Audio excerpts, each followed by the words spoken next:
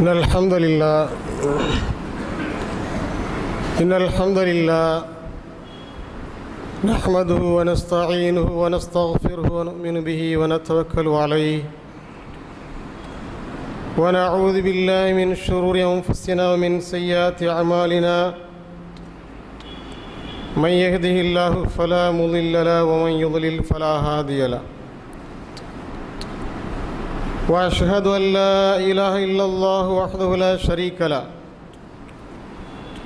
وأشهد أن محمدًا عبده ورسوله أرسله بالحق بشيرا ونذيرا وداعيا إلى الله بإذنه وسراجا منيرا اللهم صل على محمد وعلى آل محمد كما صليت على إبراهيم وعلى آل إبراهيم إنك حميد مجيد اللهم بارك على محمد وعلى آل محمد كما باركت على إبراهيم وعلى آل إبراهيم إنك حميد مجيد أما بعد فأعوذ بالله من الشيطان الرجيم بسم الله الرحمن الرحيم يا أيها الناس اتقوا ربكم الذي خلقكم من نفس واحدة وخلق منها زوجها وبث منهما رجالا كثيرا ونساء واتقوا الله الذي تساءلون به والأرحام إن الله كان عليكم رقيبا وقال الله عز وجل يا أيها الذين آمنوا اتقوا الله حق تقاته ولا تموتن إلا وأنتم مسلمون وقال في آية فاذكروني أذكركم وقال في آية ألا بذكر الله تطمئن القلوب أيها الإخوة في الله أوصيكم وإياي أولا بتقوى الله அன்பிற்குரிய சகோதரர்களே சகோதரிகளே,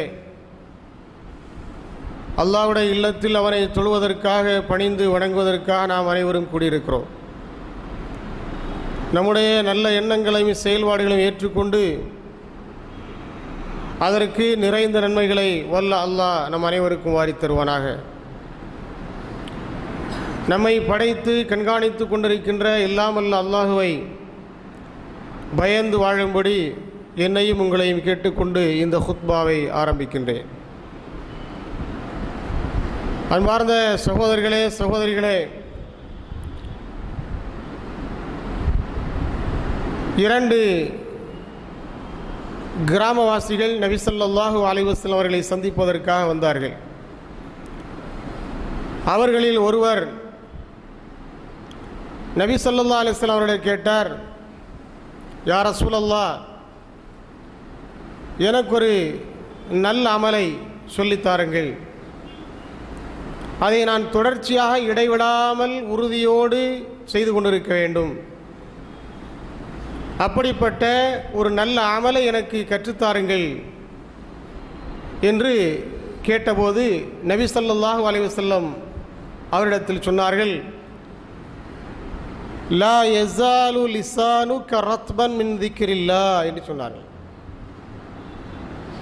உன்னுடைய நாவு எப்போதும் உலர்ந்து விடாமல் பார்த்து கொள்ள வேண்டும். அந்த நாவு பசுமையாகவே இருக்க வேண்டும். எதிலிருந்து உலர்ந்து விடக்கூடாது, எதை கொண்டு பசுமையாக இருக்க வேண்டும் என்றால் அல்லாஹுவை திக்ரு செய்வதை கொண்டு பசுமையாக இருக்க வேண்டும். உன்னுடைய நாவிலிருந்து வரக்கூடிய வார்த்தைகள் அனைத்தும் அல்லாஹுவை திக்ரு செய்யக்கூடிய, அல்லாஹ்வை ஞாபகப்படுத்தக்கூடிய, நினைவூட்டக்கூடிய வார்த்தைகளாகவே இருக்க வேண்டும்.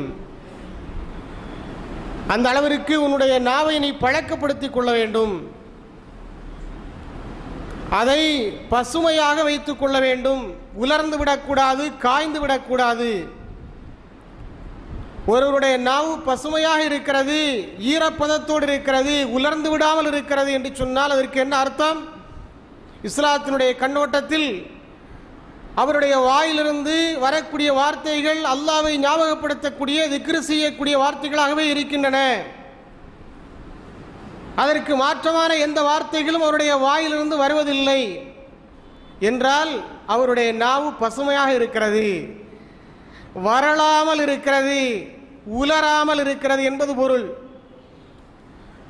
ஒருவர் எல்லாம் பேசுகிறார், பெரிய பெரிய தத்துவங்களை எல்லாம் கொட்டுகிறார், மணிக்கணக்கில் பேசுகிறார், கதை இழக்கின்றார். ஆனால் அவருடைய வாயிலிருந்து அல்லாஹ்வை ஞாபகப்படுத்தக்கூடிய வார்த்தைகள் ஒன்று கூட வெளிவரவில்லை என்று சொன்னால் அந்த நாவு பசுமையான நாவு என்று சொல்ல முடியாது. அது உலராத நாவு என்று சொல்ல முடியாது. அது உலர்ந்து காய்ந்து வறண்டு போன நாவு. இந்த கூற்றின் அடிப்படையில் பார்க்கிற பொழுது நபி ஸல்லல்லாஹு அலைஹி வஸல்லம் நமக்கு அறிவுறுத்திருக்கக்கூடிய இந்த அறிவுரையின் அடிப்படையில் பார்க்கிற பொழுது, எனவே முஸ்லிம்களாக இருக்கக்கூடியவர்கள் தங்களுடைய நாவிலிருந்து வரக்கூடிய வார்த்தைகள் எப்படிப்பட்ட வார்த்தைகளாக இருக்க வேண்டும் என்பதை ஞாபகப்படுத்தி அல்லாஹ்வை திக்ர் செய்யக்கூடிய வார்த்தைகளைத்தான் சொல்ல வேண்டும். நம்முடைய வாயிலிருந்து வரக்கூடிய வார்த்தைகள் நமக்கு நன்மை சேர்க்கக்கூடிய வார்த்தைகளாக இருக்க வேண்டும். இந்த சமுதாயத்திற்கு நன்மை பயக்கக்கூடிய வார்த்தைகளாக இருக்க வேண்டும். ஆகிரத்தையும் சொர்க்கத்தையும் மறுமை நாளையும் இறைவனையும் ஞாபகப்படுத்தக்கூடிய நினைவூட்டக்கூடிய வார்த்தைகளாக அந்த வார்த்தைகள் அமைய வேண்டும் என்பதைத்தான் நபி ஸல்லல்லாஹு அலைஹி வஸல்லம் அவர்கள் மிகச் சுருக்கமாக சொன்னார்கள். லா யஸாலு லிசானுக ரத்பன் மின் திக்ரில்லாஹ். உன்னுடைய நாவு அல்லாஹ்வை திக்ர் செய்வதன் மூலமாக பசுமையாக தொடர்ந்து இருந்து கொண்டே இருக்க வேண்டும். இதுதான் நீ நிரந்தரமாக செய்ய வேண்டிய ஒரு நல்ல அமல் என்று கற்றுக் கொடுத்தார்கள். இடைவிடாமல் தொடர்ச்சியாக எப்போதும் ஒரு மூமின், மறுமையில் நம்பிக்கை வைத்திருக்கக்கூடிய ஒரு இறை விசுவாசி செய்யக்கூடிய ஒரு அமல் என்னவென்று சொன்னால், அதுவும் கஷ்டமில்லாத சிரமமில்லாத மிக இலகுவான ஒரு அமல் என்னவென்று சொன்னால் இந்த திக்ரு என்று சொல்லப்படக்கூடிய இந்த அமல். நமக்கெல்லாம் இது ஒரு சாதாரண விஷயமாக தெரியலாம். ஆனால் நபி ஸல்லல்லாஹு அலைஹி வஸல்லம் அவர்கள் அதற்கு ரொம்ப முக்கியத்துவத்தை கொடுத்திருக்கிறார்கள்.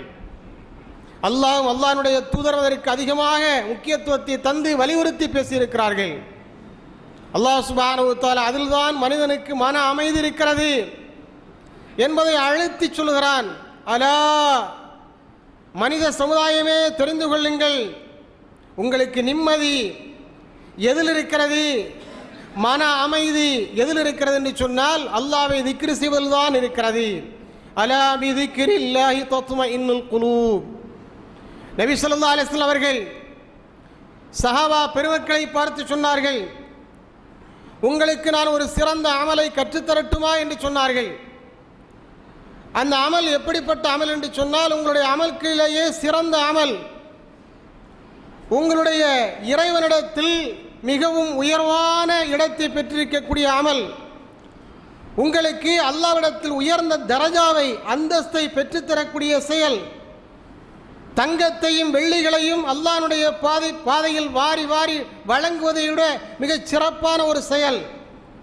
மேலும் உங்களுடைய எதிரிகளை போர்க்களத்தில் நீங்கள் சந்தித்து அவர்களோடு சண்டையிடக்கூடிய அந்த வீர செயல் இருக்கிறதே, ஜிஹாத் என்று சொல்லப்படக்கூடிய அறப்போர் இருக்கிறதே, அதைவிட மேலான செயல். மேலும் சொன்னார்கள், சஹாபாக்களை பார்த்து இந்த அளவிற்கு உயர்வான ஒரு நல்ல அமலை நான் உங்களுக்கு கற்றுத்தரட்டுமா என்று கேட்டார்கள். அதற்கு சஹாபாக்கள் ஆம் கற்றுத்தாருங்கள் என்று ஆவலோடு கேட்டார்கள். அல்லாஹ்விடத்தில் மிக சிறப்பான மறுமை நாளில் உயர்ந்த தரஜாவை பெற்றுத்தரக்கூடிய ஜிஹாத் என்று சொல்லப்படக்கூடிய அறப்போரை விட தங்கம் வெள்ளிகளை இறைவனுடைய பாதையில் வாரி வாரி வழங்கக்கூடிய அந்த தான தர்மங்களை விட சிறந்த ஒரு நல்லமல் இருக்கிறது என்று சொன்னால் அதை வரவேற்காமல் இருக்க முடியுமா? அது என்ன என்பதை தெரிந்து கொள்வதில் பேரார்வம் இல்லாமல் இருக்க முடியுமா? சஹாபாக்கள் அவனோடு கேட்டார்கள், அது என்ன என்று சொன்னார்கள். ரசூலுல்லாஹ் சொன்னார்கள், திக்ருல்லாஹ் என்று சொன்னார்கள். அல்லாஹ்வை திக்ர் செய்வது என்று சொன்னார்கள். மற்ற அமல்களை பொறுத்தவரையில் ஏதோ ஒரு குறிப்பிட்ட நேரத்தில் நாம் அதை செய்வோம்.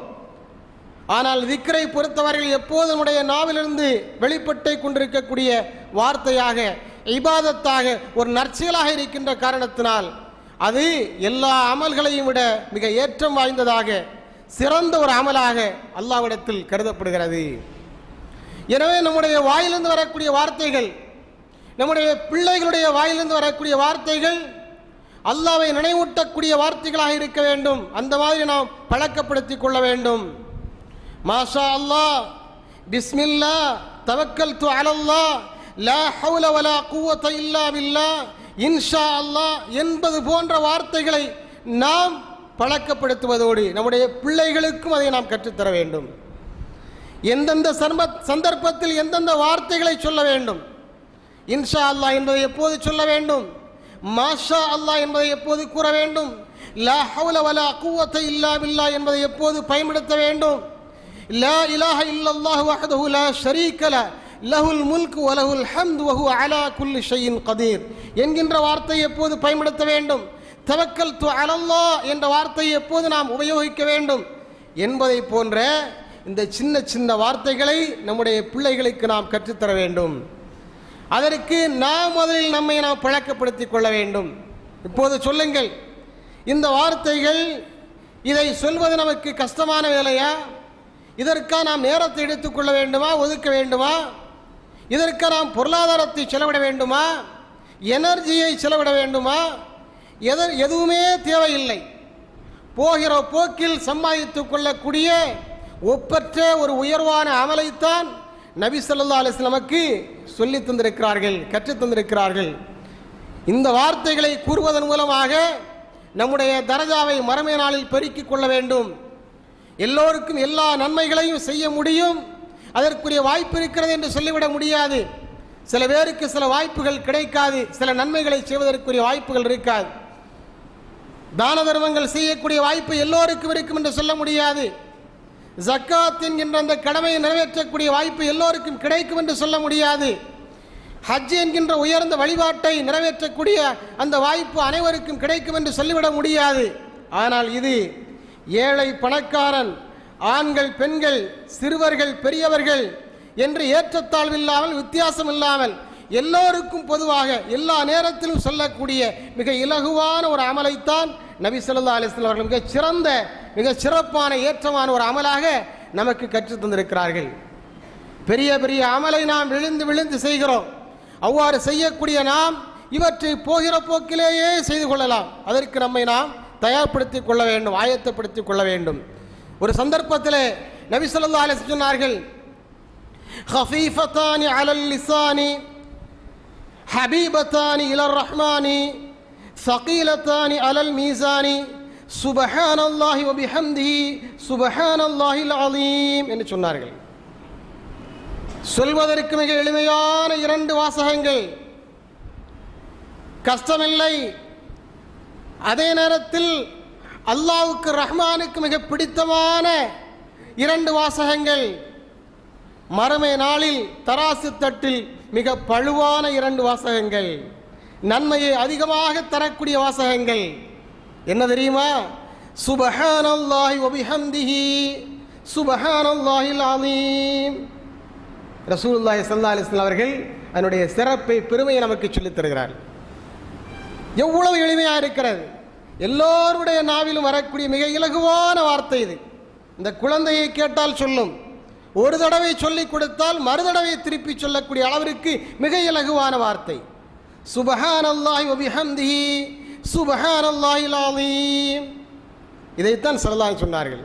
சொல்வதற்கு மொழிவதற்கு மிக இலகுவான இரண்டு வார்த்தைகள், அதே நேரத்தில் அல்லாஹ்வுக்கு பிடித்தமான வார்த்தைகள், தராசு தட்டில் அதிகமான பழுவை கனத்தை தரக்கூடிய வார்த்தைகள், அதாவது வெயிட்டான வார்த்தைகள், மறுமை நாளில் நன்மையை அதிகம் பெற்றுத்தரக்கூடிய வார்த்தைகள். இந்த வார்த்தைகளை நாம் கற்றுக்கொள்ள வேண்டும்.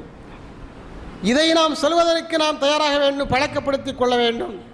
இந்த மாதிரி ஏராளமான திக்ருகளை நபி ஸல்லல்லாஹு அலைஹி வஸல்லம் அவர்கள் போகிற போக்கிலேயே சொல்வதற்கு நமக்கு கற்றுத் தந்திருக்கிறார்கள். சொன்னார்கள், லா இலாஹ இல்லல்லாஹு வஹ்தஹு லா ஷரீக லஹு லஹுல் முல்கு வ லஹுல் ஹம்து வ ஹுவ அலா குல்லி ஷைஇன் கதீர்.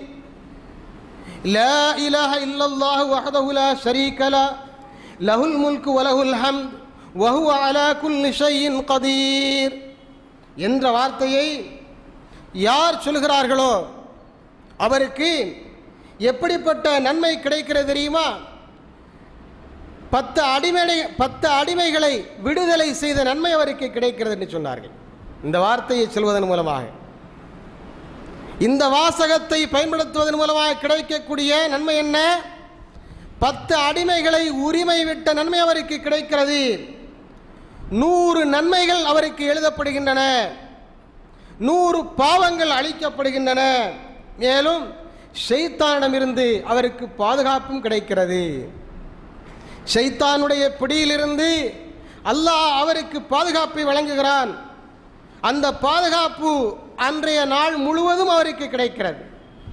ஒரு நாளில் ஒரே ஒரு முறை இதை ஒருவர் பயன்படுத்தினாலே போதுமானது, அவருக்கு கிடைக்கும். ஆனாலும் ஸல்லல்லாஹு அலைஹி வஸல்லம் எப்படி சொல்கிறார்கள்? 100 முறை இதை பயன்படுத்த வேண்டும் என்று சொல்கிறார்கள். இவ்வளவு பெரிய அல்லாஹ்வுடைய நன்மை நமக்கு கிடைக்க வேண்டும் என்று சொன்னால் அதை 100 முறை சொல்ல வேண்டும். லா இலாஹ இல்லல்லாஹு வஹ்தஹு லா ஷரீக லஹு லஹுல் முல்கு வ லஹுல் ஹம்து வ ஹுவ அலா குல்லி ஷைஇன் கதீர். இதை நான் ஏன் திரும்ப திரும்ப சொல்கிறேன்னா, நான் சொல்லும்போது நீங்கள் மனப்பாடம் பண்ணிக்கணும் அப்படிங்கிறதுக்காகத்தான். நான் இதை திரும்ப திரும்ப சொல்லும்போது அவ்வாறு திரும்ப திரும்ப சொல்லி காட்டவே நீங்களும் மனப்பாடம் செய்து கொள்ள வேண்டும் என்பதற்காகத்தான் இதை திரும்ப திரும்ப சொல்கிறேன். அப்ப இந்த வார்த்தையை ஒருவர் 100 முறை ஒரு நாளைக்கு சொல்லும்போது 10 அடிமைகளை உரிமை விட்ட நன்மை, 100 நன்மைகள் எழுதப்படுகின்றன, 100 தீமைகள் அளிக்கப்படுகின்றன. ஷைத்தானிடமிருந்து அல்லாஹ்வின் மூலம் அவருக்கு பாதுகாப்பு கிடைக்கிறது. அன்றைய நாள் முழுவதும் அவருக்கு பாதுகாப்பு கிடைக்கிறது என்று சொல்லிவிட்டு தொடர்ந்து சொன்னார்கள், இதைவிட சிறப்பான ஒரு அமலை யாரும் செய்துவிட முடியாது என்று சொன்னார்கள். அதைவிட கூடுதலான அமலை செய்தாலே தவிர, இதைவிட கூடுதலான அமலை ஒருவர் செய்தால்தான் இதைவிட சிறப்பான நன்மை ஒருவர் பெற முடியும். இதற்கு ஈக்குவலாக அல்லாமல் வேறு எந்த நன்மைகளையும் கொண்டு வந்துவிட முடியாது என்கின்ற அளவிற்கு நபி ஸல்லல்லாஹு அலைஹி வஸல்லம் அவர்கள் அதனுடைய முக்கியத்துவத்தை நமக்கு சொல்லி தந்திருக்கிறார்கள். மேலும் இன்னொரு சந்தர்ப்பத்தில் சொன்னார்கள், ஒருவருடைய பாவங்களை அல்லாஹ் சுப்ஹானஹு வ தஆலா மன்னித்து விடுகிறான். யார் அந்த ஒருவர் என்று சொன்னால், இஸ்திக்ஃபார் அதிகமாக யார் பயன்படுத்துகிறார்களோ, அஸ்தக்ஃபிருல்லாஹல் அலீம் அல்லதீ லா இலாஹ இல்லா ஹுவல் ஹய்யுல் கய்யூம், அஸ்தக்ஃபிருல்லாஹல் அலீம் அல்லதீ லா இலாஹ இல்லா ஹுவல் ஹய்யுல் கய்யூம் வ அதூபு இலைஹி. இந்த திக்ரை யார் பயன்படுத்துகிறாரோ அவருடைய பாவங்களை அல்லாஹ் சுப்ஹானஹு வ தஆலா மன்னித்து விடுகிறான்.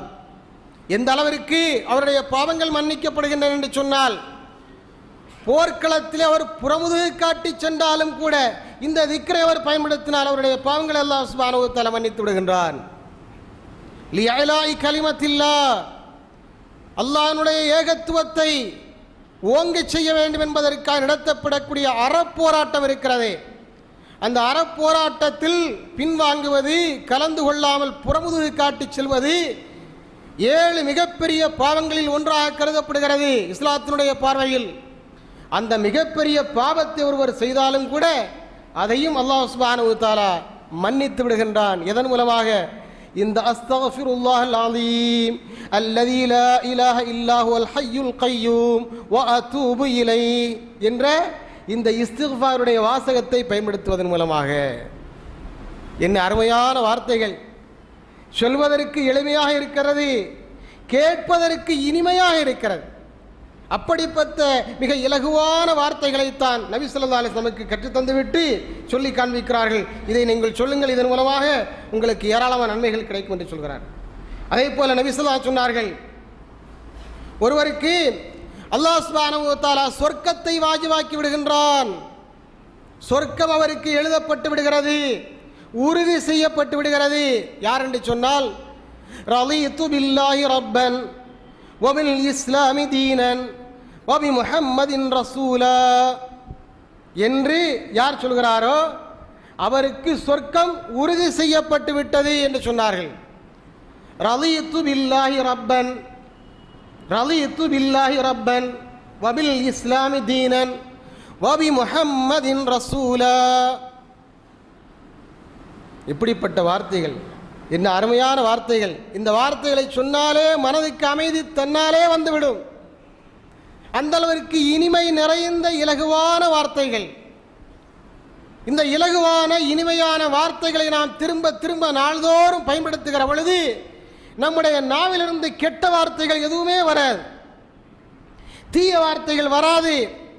அங்கே புறம் பேசுவதற்கு நேரம் இருக்காது, பொறாமை கொள்வதற்கு நேரம் இருக்காது, யாரையும் வஞ்சிக்கக்கூடிய வார்த்தைகளை பயன்படுத்துவதற்கு நேரம் இருக்காது, பொய்களை பேசுவதற்கு நேரம் இருக்காது. கட்டுக்கதைகளை அளப்பதற்கு நேரம் இருக்காது. இதையெல்லாம் சொல்லி நாம் பழக்கப்படுத்துகிற பொழுது என்ன அருமையான வார்த்தைகள்! இதுதான் இஸ்லாமிய கலாச்சாரம் என்பது. இன்று சில பேருக்கு சலாம் சொல்வதற்கு தயக்கமாக இருக்கிறது. பொது இடங்களிலே நின்று கொண்டு தொழுகைக்கு நேரம் வந்துவிட்டால் தொழுவதற்கு தயங்குகிறோம். பொது இடங்களிலே இருக்கிற பொழுது இன்ஷா அல்லாஹ், லா ஹவ்ல வலா குவத்த இல்லா பில்லாஹ், மாஷா அல்லாஹ், அஸ்ஸலாமு அலைக்கும் என்ற வார்த்தைகளை எல்லாம் பயன்படுத்துவதற்கு நாம் தயங்குகிறோம். ஏனென்றால் கலாச்சார சீரழிவில் நாம் கரைந்து விட்டோம். மாற்று மத கலாச்சாரத்தில் நம்முடைய கலாச்சாரம் காணாமல் போய்விட்டது. நம்முடைய கலாச்சாரத்தை வெளிப்படுத்தி தன்னை ஒரு முஸ்லிமாக அடையாளப்படுத்துவது நமக்கு தலைக்குனிவாக நாம் நினைக்கின்றோம். எங்கேயும் தலை நிமிர்ந்து நிற்க வேண்டும், தன்னை ஒரு முஸ்லிமாக வெளிப்படுத்த வேண்டும். எத்தனையோ வரலாற்று சம்பவங்களை படிக்கிறோம். இந்த வரலாற்று சம்பவங்கள் நமக்கு தரக்கூடிய பாடங்கள் என்ன? ஏதோ ஒருவர் ஒரு பிஸ்மில்லா என்ற வார்த்தையை பயன்படுத்தினார் என்பதற்காக அதற்காக இஸ்லாத்தை ஏற்றுக்கொண்டவர்களும் பல பேர் இருக்கிறார்கள். அவர் உண்ணுகிற பொழுது பிஸ்மில்லா என்று சொல்லி உண்டார். உடனே பக்கத்தில் இருக்கக்கூடியவர் கேட்கிறார், அந்த பிஸ்மில்லாவுக்கு என்ன அர்த்தம் என்று கேட்கிறார். ஏதோ வார்த்தையை பயன்படுத்தினாயே, அது என்ன அர்த்தம் என்று கேட்கிறார். அதற்கு இவர் பொருள் சொல்கிறார். பிறகு அவர் இஸ்லாத்தை ஏற்றுக்கொள்கிறார். இப்படிப்பட்ட எத்தனை சம்பவங்கள் நடைபெற்றிருக்கின்றன. இன்ஷா அல்லாஹ் என்ற வார்த்தையை பயன்படுத்துகிற பொழுது, இன்ஷா அல்லாஹ் என்ற வார்த்தையை நாம் சாதாரணமாக நினைக்கிறோம். ஆனால் குர்ஆனில் அல்லாஹ் சுப்ஹானஹு வ தஆலா வலியுறுத்தி சொல்லக்கூடிய ஒரு விஷயம் இது. வலா தகூலன்ன லிஷைஇன் இன்னி ஃபாயிலுன் ذلك غدا இல்லா அன் யஷா அல்லாஹ். நாளை செய்வதாக எந்த ஒரு செயலையும் செய்வதாக நீங்கள் கூறுவதாக இருந்தால் இன்ஷா அல்லாஹ் சொல்லாமல் அப்படி எந்த வார்த்தையும் சொல்லாதீர்கள் என்று சொன்னார். அல்லாஹ் சுப்ஹானஹு வ தஆலா சொல்லி காண்பிக்கிறார். நாளை பார்க்கலாம் என்று வெறுமனே சொல்லாதீர்கள், மொட்டையாக சொல்லாதீர்கள். இன்ஷா அல்லாஹ் என்ற வார்த்தையை பயன்படுத்துங்கள். ஒருவருக்கு சொந்தமான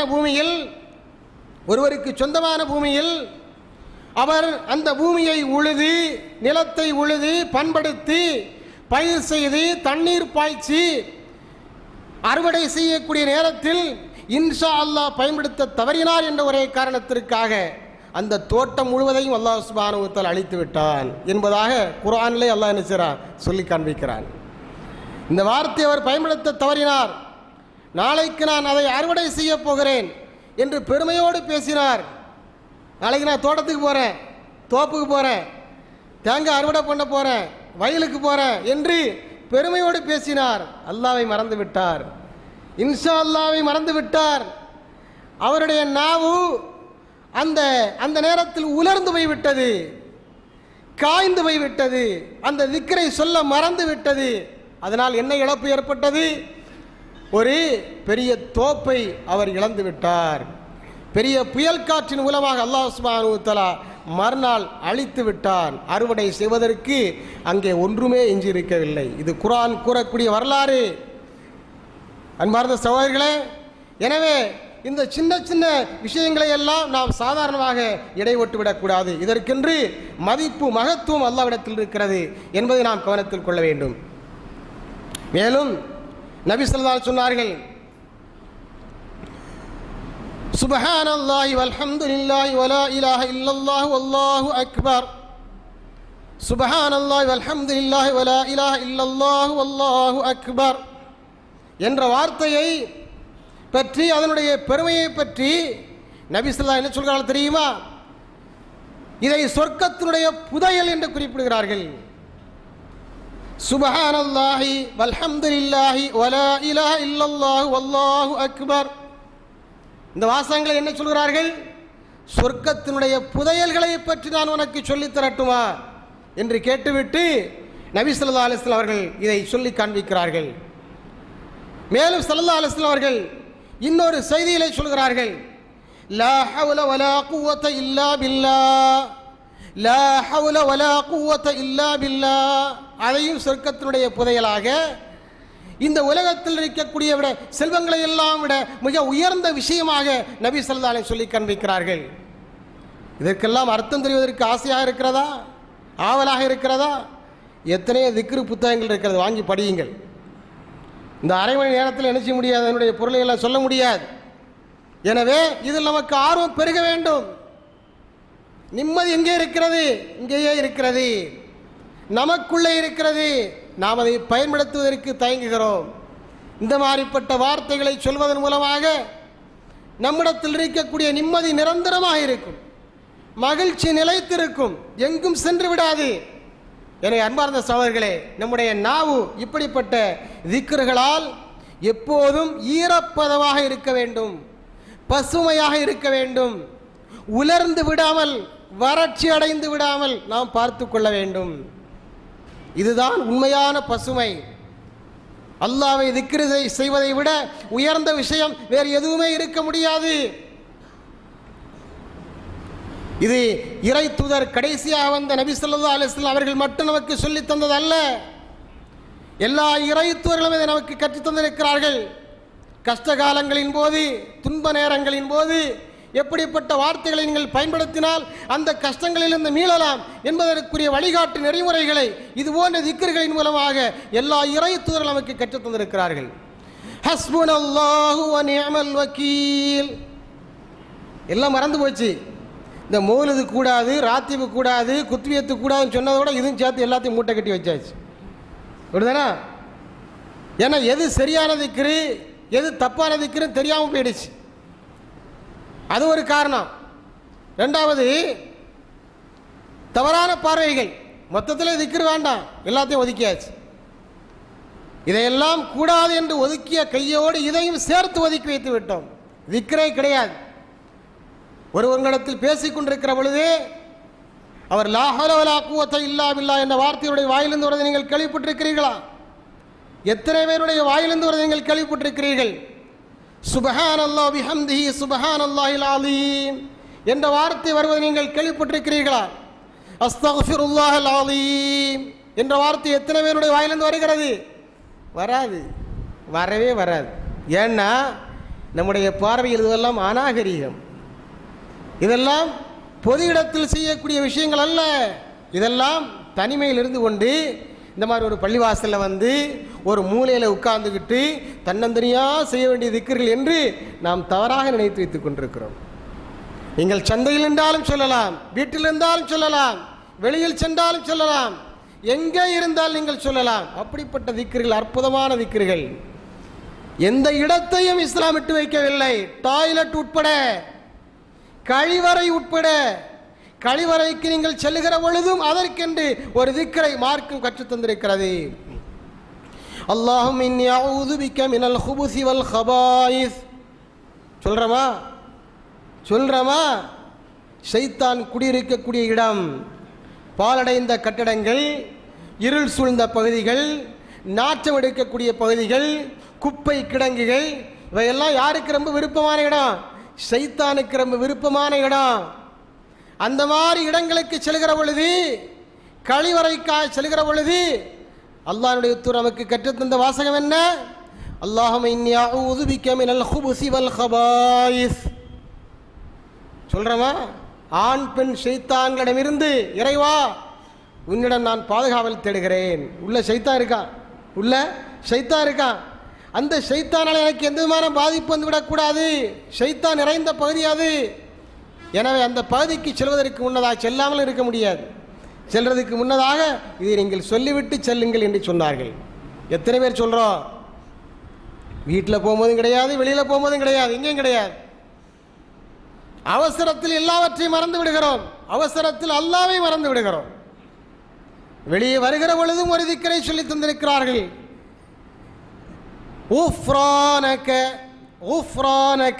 எவ்வளவு சிம்பிளா இருக்கு பாருங்க. இஸ்லாம் சொல்லி தந்திருக்கக்கூடிய திக்ரு மாதிரி வேறு யாரும் சொல்லி தர முடியாதுங்க. மற்ற மதங்களை எல்லாம் பார்த்தா சுலோகங்கள் எல்லாம் பெருசு பெருசா இருக்கும். அதை உங்களால் லேசில் மனப்பாடம் பண்ண முடியாது, மனசில் பதிச்சு வைக்க முடியாது, நாள்தோறும் அதை நீங்கள் பயன்படுத்த முடியாத அளவிற்கு சுலோகங்கள் எல்லாம் மிக நீண்ட நெடியதாக இருக்கும். இஸ்லாம் சொல்லி தந்திருக்கக்கூடிய திக்ரு வார்த்தைகள் இருக்கிறதே சின்னஞ்சிறிய வார்த்தைகள், இலகுவான வார்த்தைகள். கழிவறையில் தேவையை முடித்துவிட்டு வெளியே வந்தவுடன் ஓஃப்ரானக, இறைவா என்னை மன்னித்து விடு, தெரியாமல் ஏதாவது குற்றங்குறைகள் ஷைத்தானுடைய பிடியில் சிக்கிக்கொண்டு ஏதேனும் நான் செய்திருந்தால் அதை மன்னித்து விடு. இந்த திக்ர்களை பொறுத்தவரையில் இஸ்லாம் சொல்லி தந்திருக்கக்கூடிய திக்ர்களுக்கு இருக்கக்கூடிய ஒரு தனி சிறப்பு என்ன தெரியுமா? அந்தந்த இடத்திற்கு ஏற்றவாறு திக்ரை இஸ்லாம் சொல்லி தந்திருக்கிறது. இதை சூழ்நிலை திக்ர் என்று சொல்லலாம். அந்த சூழ்நிலைக்கு ஏற்றவாறு, அந்த நிலைமைக்கு தக்கவாறு திக்ர்களை இஸ்லாமுக்கு கற்றிருந்திருக்கிறது. பள்ளிவாசலுக்குள்ளே வருகிறோம், எதற்காக வருகிறோம்? அல்லாஹ்வுடைய ரஹ்மத்தை தேடி வருகிறோம். அல்லாஹும்ம அஃப்தஹ் லி அபுவாப ரஹ்மத்திக, இறைவா உன்னுடைய ரஹ்மத்தினுடைய வாசல்களை திறந்து வை. இதோ உன்னுடைய ரஹ்மத்தை தேடி வருகின்றேன். உன்னுடைய இல்லத்தில் தான் அந்த ரஹ்மத்து கிடைக்கும். இங்கே கிடைப்பது போன்ற ரஹ்மத் வேறு எங்குமே கிடைக்காது. இதோ உன்னுடைய ரஹ்மத்தை தேடி வந்திருக்கிறேன், எனக்காக அந்த வாசல்களை திறந்து வை யா அல்லாஹ் என்று சொல்லிவிட்டு உள்ளே வருகிறோம். தொழுது முடித்து விட்டு வெளியே செல்கிறோம். வெளியே செல்லக்கூடிய எதற்காக செல்வார்? தன்னுடைய தேவைகளுக்காக, சொந்த தேவைகளுக்காக, உலகாதாய தேவைகளுக்காக செல்வார். எனவே அங்கே ஒரு துஆ, அங்கே ஒரு திக்ர். அல்லாஹும்ம இன்னி அஸ்அலுக மின் ஃபضலிக், அல்லாஹும்ம இன்னி அஸ்அலுக மின் ஃபضலிக், யா அல்லாஹ் உன்னிடத்தில் நான் உன்னுடைய அருளை வேண்டுகின்றேன். உள்ள வரும்போது ரஹமத்தை வேண்ட, வெளியே போகும்போது அருளை வேண்டுகின்றேன். அல்லாஹு அக்பர். உன்னுடைய செல்வத்தை நான் வேண்டுகிறேன். உனக்கு செய்ய வேண்டிய கடமையை நான் செய்து முடித்து விட்டேன் யா அல்லாஹ். இப்போது நான் வெளியே செல்கிறேன், பள்ளிவாசலை விட்டு வெளியே செல்கிறேன். என்னுடைய தேவைக்காக செல்கிறேன், பொருள் தேட செல்கிறேன், வியாபாரத்திற்காக செல்கிறேன். அதில் எனக்கு லாபத்தை தா, நஷ்டத்தை தந்து விடாதே. உன்னுடைய அருள் கொடையை அதில் திறந்து வை, உன்னுடைய நியாமத்தை தா என்று ஒரு பொருத்தமான திக்ரை அல்லாஹ்வுடைய தூதர் ஸல்லல்லாஹு அலைஹி நமக்கு சொல்லி தந்திருக்கிறார்களே. அதை எத்தனை பேர் பயன்படுத்துகிறோம்? எத்தனை பேர் கேட்குற சகோதரர்களே? எண்ணி பாருங்கள். இதையெல்லாம் செய்யும்போது நம்முடைய வாழ்க்கையில் சுற்றி இருக்கக்கூடிய பிரச்சனைகள் இருக்கு பாருங்க, அதையெல்லாம் அல்லாஹ் சுப்ஹானஹு வ தஆலா ரொம்ப சிம்பிள் ஆக்கிடுவான், லேசாக்கிடுவான். ஒருவருடைய இறப்பு செய்தி வருகிறது, இன்னா லில்லாஹி வ இன்னா இலைஹி ராஜிஊன். அப்படிதானா? இன்னா லில்லாஹி வ இன்னா இலைஹி ராஜிஊன். அந்த இறப்பு செய்தியை கேட்ட மாத்திரத்தில் நம்முடைய வாயிலிருந்து வரக்கூடிய வார்த்தை இதுவாகத்தான் இருக்க வேண்டும். எதிர்பாராத ஒரு அசம்பாவிதம் நடந்து விட்டது. நாம் ஒரு திட்டத்தை போட்டு வைத்திருக்கிறோம், அந்த திட்டம் பலிக்கவில்லை, நடக்கவில்லை, நம்முடைய திட்டம் தோற்று போய்விட்டது. அப்போது நாம் என்ன சொல்ல வேண்டும்? கதருல்லாஹி மா ஷாஅ ஃபஅல, கதருல்லாஹி மா ஷாஅ ஃபஅல. அல்லாஹ் விதித்தது நடந்திருக்கிறது. ஒரு மூமின் எந்த சூழ்நிலையிலும் காயப்பட்டு நிற்கக்கூடாது, தோல்வி முகத்தோடு நிற்கக்கூடாது, கலங்கி நிற்கக்கூடாது. துன்ப நேரத்திலும் இன்ப நேரத்திலும் அவன் எழுச்சுடன் காணப்பட வேண்டும் என்பதற்காக அல்லாஹ்வுடைய தூதர் சொல்லி தந்த வார்த்தை. இந்த வார்த்தையை சொல்லி உன்னுடைய மனதில் ஏற்பட்டிருக்கக்கூடிய காயத்துக்கு மருந்தாக எடுத்துக்கொண்டு அந்த காயத்தை ஆற்றி முடங்கி கிடக்காத, கஷ்டம் ஏற்பட்டு விட்டது, தோற்று போய்விட்டோம் என்பதை நினைத்து வருந்தி அதிலேயே முடங்கி கிடக்காத, எழுந்து வா, மீண்டு வா என்பதற்காக நபி ஸல்லல்லாஹு அலைஹி சொல்லி தந்த ஒரு அருமையான வாசகம். கதருல்லாஹி மா ஷாஅ ஃபஅல. நம்மை மீறி ஒரு சக்தி இருக்கிறது, அல்லாஹ் இருக்கிறான். நாம் நாடியதுதான் நடக்க வேண்டும் என்று சொன்னால் அல்லாஹ் எதற்கு?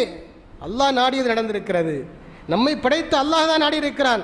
மீண்டும் முயற்சிப்போம், அல்லாஹ் வெற்றியை தருவான் என்று தூக்கி போட்டுக்கிட்டு அடுத்த முயற்சியில் நினைச்சணும், இறங்கி போய்கிட்டே இருக்கணும். எனவே அன்பார்ந்த சகோதரர்களே, நம்முடைய நாவு இப்படிப்பட்ட திக்ர்களால், இப்படிப்பட்ட அழகான வார்த்தைகளால் ஈரப்பதமாக பசுமையானதாக இருக்க வேண்டும். பிள்ளைகளுக்கு அதை கற்றுக் கொடுங்கள். குழந்தைகளிடத்தில் பேசுங்கள். தவக்கல்து அலல்லாஹ், சுப்ஹானல்லாஹ், அஸ்ஸலாமு அலைக்கும், லா ஹவ்ல வலா குவத்த இல்லா பில்லாஹ், சுப்ஹானல்லாஹ் பிஹம்தி, சுப்ஹானல்லாஹில் அலீம், மா ஷாஅ ஃபஅல என்றெல்லாம் இந்த மாதிரிப்பட்ட வார்த்தைகளை அடிக்கடி சொல்லி பழகுங்கள். நம்முடைய கலாச்சாரத்தை எந்த நாட்டில் இருந்தாலும், எந்த இடத்தில் இருந்தாலும், எந்த சூழ்நிலையில் இருந்தாலும் எந்த காரணத்தை கொண்டு விட்டு கொடுக்க கூடாது. நீங்கள் பயணத்தில் இருக்கிறீர்கள், தூரத்தில் ஒரு சகோதரர் இருக்கிறார், அடுத்த கம்பார்ட்மெண்ட்டில் இருக்கிறாரு, சுற்றி குஃபார்லாம் இருக்கிறாங்க, தைரியமாக சொல்லுங்க, அஸ்ஸலாமு அலைக்கும் என்று தைரியமாக சொல்லுங்கள், சத்தமாக சொல்லுங்கள். அங்கே நீங்கள் ஒரு முஸ்லீம் என்பதை வெளிப்படுத்துங்கள். இஸ்லாத்தினுடைய கலாச்சாரம் என்ன என்பதை அங்கே காண்பியுங்கள். என்னப்பா சொன்னீங்க, அஸ்ஸலாமு அலைக்கும்னா என்னங்க? உங்களுக்கு சாந்தி உண்டாகட்டும். இஸ்லாம் என்பது சாந்தி மார்க்கம், சமாதானத்தை விரும்பக்கூடிய மார்க்கம், சண்டையை விரும்பக்கூடிய மார்க்கம் கிடையாது. அங்கே ஒரு போதனையை, அங்கே ஒரு அறிவுரையை நாம் அவனுக்கு வழங்குகின்றோம். இஸ்லாத்தை பற்றி ஒரு அறிமுகத்தை, ஒரு சிறிய அறிமுகத்தை நாம் கொடுக்கின்றோம். எனவே இதையெல்லாம் நாம் என்ன செய்யக்கூடாது, சாதாரணமாக நினைக்கக்கூடாது. இளைஞர்கள் குழந்தைகள் இப்போது என்ன செய்யணும், அதை பழக்கப்படுத்திக் கொள்ள வேண்டும். பழக்கப்படுத்திக் கொள்ளுங்க. இது அவங்களுடைய கலாச்சாரம். ஆடையில் கவனம் செலுத்தாதீர்கள், அது உங்களுடைய கலாச்சாரம் அல்ல. அதிலும் இஸ்லாமிய கலாச்சாரத்தை தான் கொண்டு வர வேண்டும். ஆடை கலாச்சாரம் இன்றைக்கு மாறிக்கொண்டே வருகிறது. எல்லா கலாச்சாரம் மாறி வருவதைப் போல ஆடை கலாச்சாரம் இன்றைக்கு மாறிக்கொண்டே வருகிறது. இஸ்லாமிய இளைஞர்கள் அணியக்கூடிய ஆடைகளை எல்லாம் பார்த்தால் வித்தியாசமாக இருக்கிறது. அதை இன்ஷா அல்லாஹ் இன்னொரு வாரத்தில் என்ன செய்வோம், அதை பற்றி பேசுவோம் விரிவாக இன்ஷா அல்லாஹ். எனவே இந்த ஜும்மாவில் நாம் கற்றுக்கொண்ட விஷயம் என்னவென்று சொன்னால், நம்முடைய நாவு இந்த அழகிய வார்த்தைகள் மூலமாக எப்போதும் உலர்ந்து விடாமல் ஈரப்பதமாக இருக்க வேண்டும். அதற்குரிய நல்ல வாய்ப்பினை பேசக்கூடிய எனக்கும் கேட்கக்கூடிய உங்களுக்கும் அல்லாஹ் சுப்ஹானஹு வ தஆலா வழங்கியருள்வானாக. யா அய்யுஹல்லதீன ஆமனு தக்குல்லாஹ வகூலு கௌலன் சதீதா யுஸ்லிஹ் லக்கும் அஅமாலக்கும் வயக்ஃபிர் லக்கும் ذنوبكم ومن يطع الله ورسوله فقد فاز فوزا عظيما.